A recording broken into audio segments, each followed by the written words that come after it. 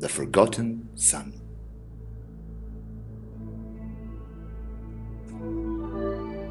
Griselda is an old wealthy lady. All she cares about is money. She's preoccupied with her wealth and will do anything to keep it. That's why she killed her siblings as well as her husband. Mr. Pimbuddy is a wine taster, frequently drunk. This wine tastes good. He was raised by his mother, who was Griselda's servant. She did all of Griselda's dirty work, and even poisoned her husband because Griselda ordered. One day, Mr. Pimbuddy's mother was in need of money, and having no other option, she asked Griselda. Griselda strongly refused to give her the money, sarcastically laughing in her face and insulting her. The poor woman had no other choice than to threaten her with telling about everything that she had done. I will tell everything. Griselda, without even thinking, killed her and made it look like an accident. Mr. Pimbuddy was just a teenager and begged Griselda to give him a job.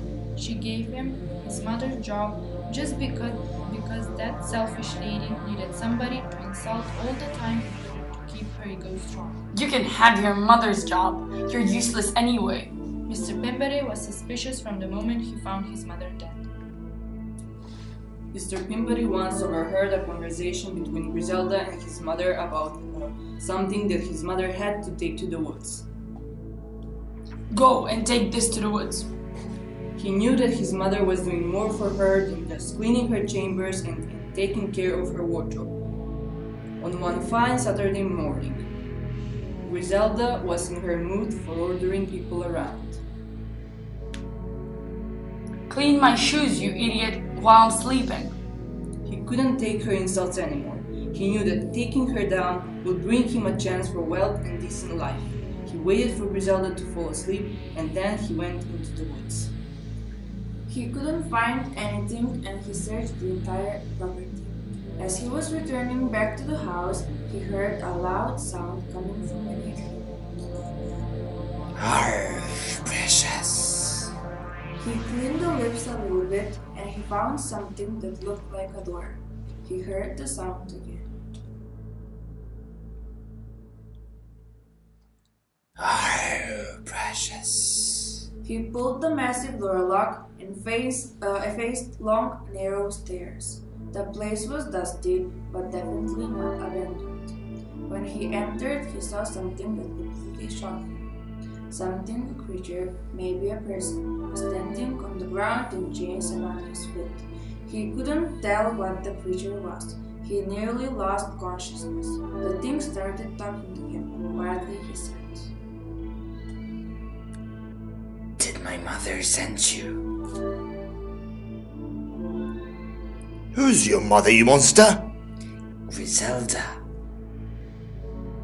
I'm her son and my name is Smigo. She hasn't come or sent anybody over for a week. I'm hungry and in need of water and a bath.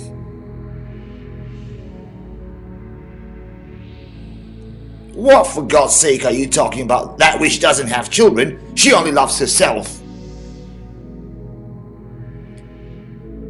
Well, Mother says that I am her only child and that she loves me with all her heart, but that I am not ready and grown enough for her to let me out.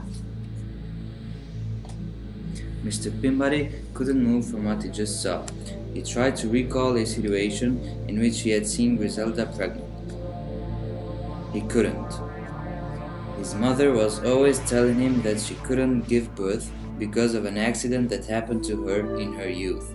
He wasn't even a bit interested in that until that moment.